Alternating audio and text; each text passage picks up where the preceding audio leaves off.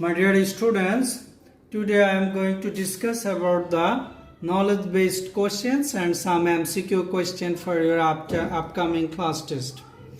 What is the electrolytic substance or what is electrolyte? The substances which conduct electricity in their molten or solution state, and after conducting electricity they change chemically are known as electrolytic substances or electrolyte. Example, sodium chloride.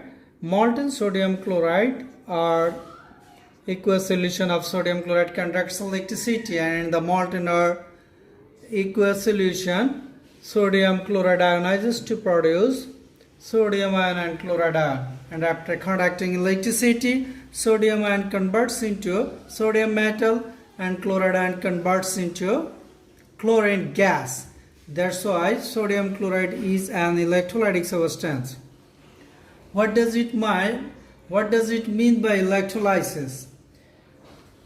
The process in which electricity is passed into the solution of electrolyte to dissociate the substance is called electrolysis. As an example, if I pass electricity through the acid mixed water, then water dissociates to produce hydrogen gas and oxygen gas. This is an electrolysis process. Water is strong electrolyte and weak electrolyte. The electrolytic substances which ionize in the aqueous solution completely are known as strong electrolyte.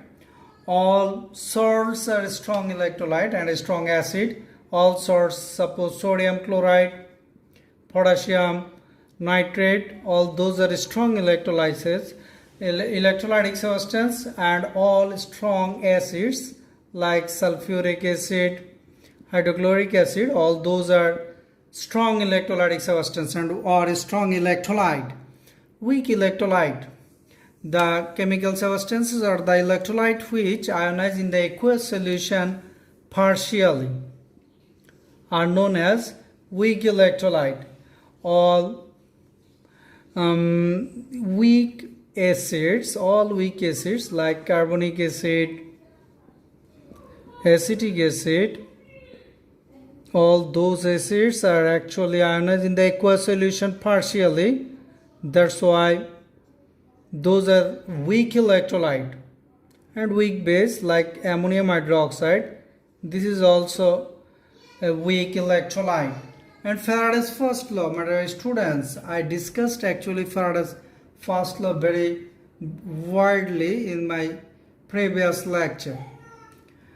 That's why I would like to say you just the statement of Faraday's law, first law here.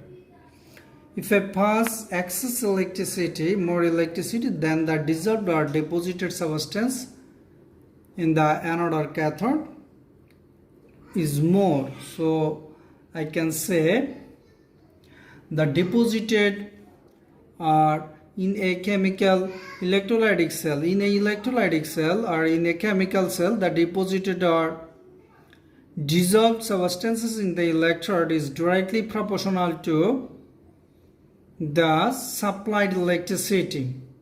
What is electrochemical equivalent? In the electrolytic cell, if I pass 1 coulomb of current or if I pass 1 coulomb of electricity through the electrolytic substance, then the amount of dissolved or deposited substance is called electrochemical equivalent. You know that according to the Faraday's first law, I can write here W equals to W is proportional to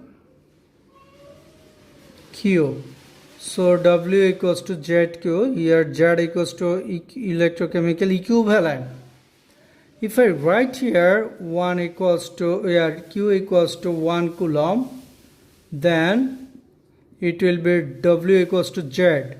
I mean, if I pass 1 coulomb electricity through the electrolytic substance, then the deposited or dissolved substance in the electrode is called actually electrochemical equivalent. Now, reactivity series of metal. What is the reactivity series of metal? The series by which the idea of reactivity of metals can be found and how the metals are extracted from the ore are known is called the reactivity series. Actually, from the reactivity series, all of you should learn it in your class 10. If the metal is highly reactive, then it is extracted by electrolysis process, and the position of high reactive metal is at the topmost position of the series. And if it is medium reactive metal, it is extracted by carbon reduction process, and if it is very less reactive metal, it is extracted by auto reduction process. If the metal is most less reactive, then the metal is found in the nature as a free element. It means that metal need not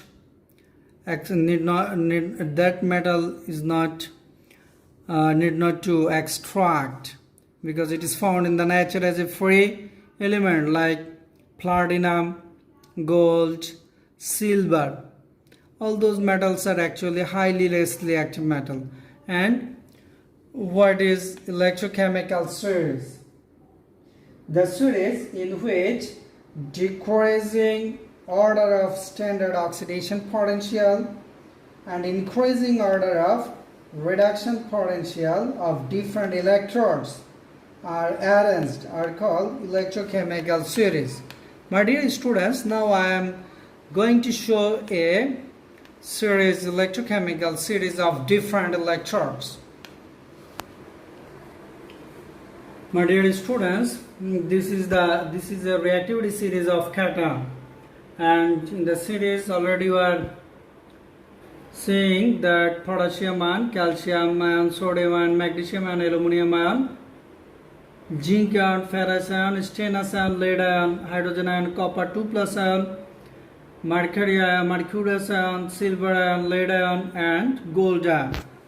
Actually, if you consider magnesium 2+ ion and calcium 2+ ion, magnesium 2+ ion accepts electron to form magnesium metal more than calcium.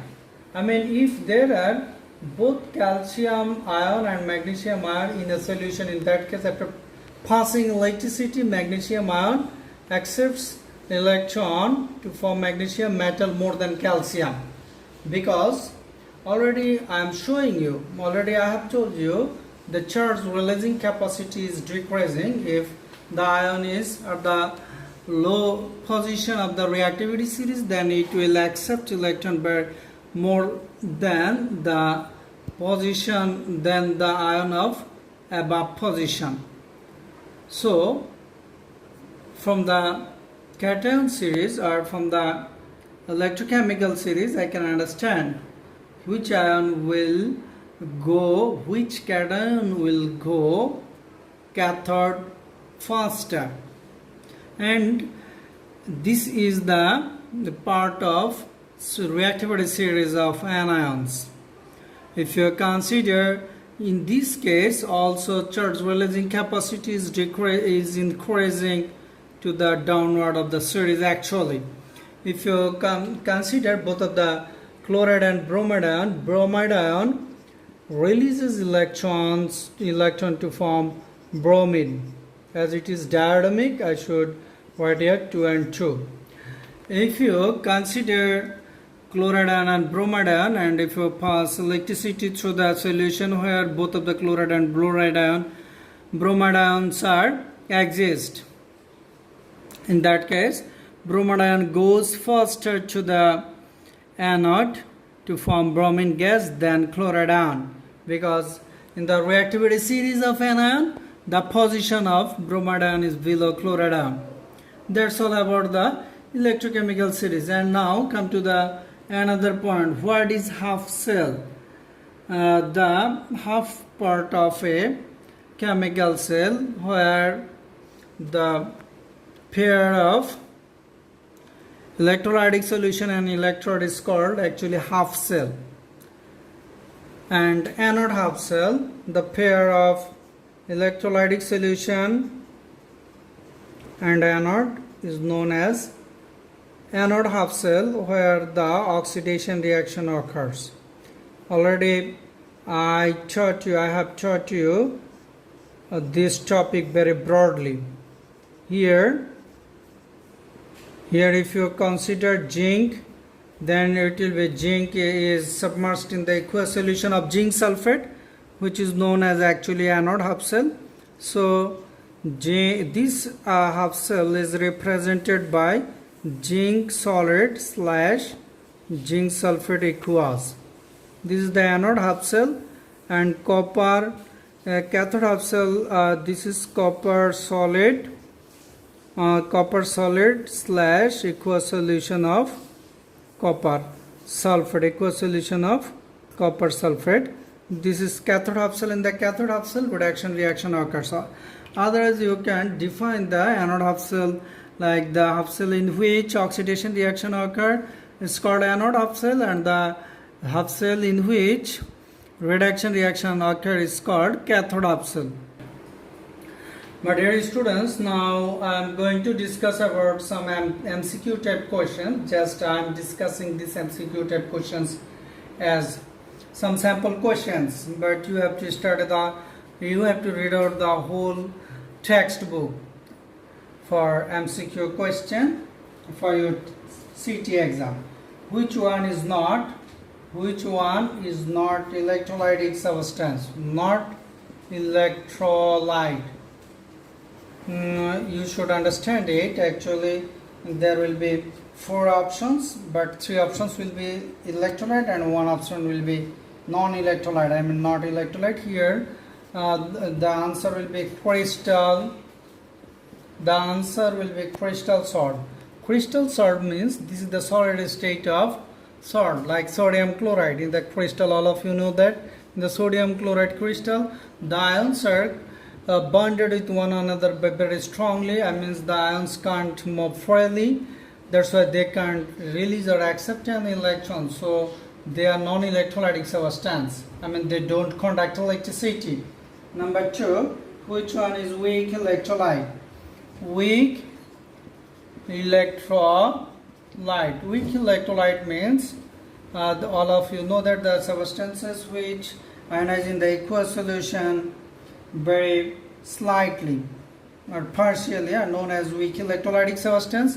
And already I have told you all type of weak base and weak acids are actually weak electrolytic substance. Ammonium hydroxide is a weak electrolytic substance because in the aqueous solution it ionizes to produce ammonium ion and hydroxide ion, but it ionizes partially, very little bit amount of ammonium hydroxide ionized in the aqueous solution. That is why it is a weak electrolytic substance.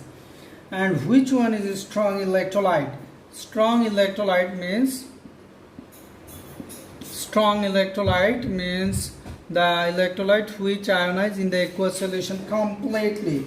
All of you know that all strong acids are actually strong electrolytic substance. Here the answer will be ammonia hydrochloric acid is a strong electrolytic substance because it ionizes in the aqueous solution completely to produce huge amount of hydrogen ion and chloride ion. That is why hydrochloric acid is a strong electrolytic substance. And which is non-electrolyte?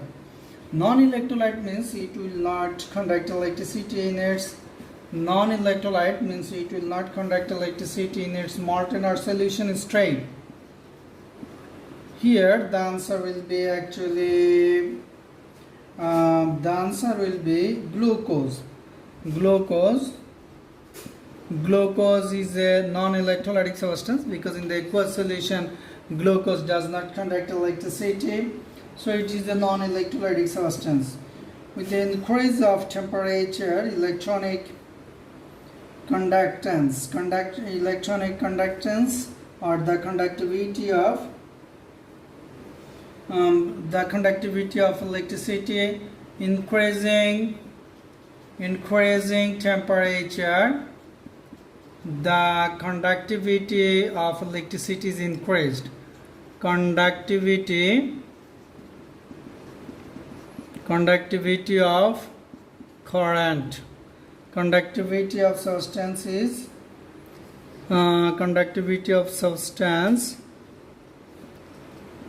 substances is increased. And all of you know that there will be more 3 options in the MCQ questions. All of you know it. Number 6, which is electronic conductor. All of you know that the substances which conduct electricity by the help of their free electrons are known as electronic conductor. All metals are actually electronic conductor because the metals conduct electricity by the help of their free electrons, and after conducting electricity the chemical properties of metal remain unchanged. That's why they are known as electronic conductor. Now number 7, which reaction takes place in the cathode? In the cathode, all of you know that in the cathode reduction reaction takes place in the cathode. Reduction reaction takes place in the cathode, and you know that in the anode oxidation reaction takes place. Number 8, which reaction takes place in the anode? Already I have told you, anode oxidation reaction. Oxidation reaction occurs in the anode. And number 9, what is brine? Number 9, brine. Brine means the saturated solution of table salt, the saturated solution of aqueous solution, saturated solution of sodium chloride solution is called brine. Saturated solution means this is the highest concentrated solution of sodium chloride. I mean, in the sodium chloride solution you can't add further, you can't dissolve further sodium chloride. That is actually saturated solution chloride. And now if I say you very clearly, at 20 degrees centigrade temperature, in 100 gram water, maximum 36 gram sodium chloride is dissolved. Sodium chloride can be dissolved. That's why the saturated this solution will be the saturated solution of sodium chloride. However, my dear students, saturated solution of sodium chloride is called brine.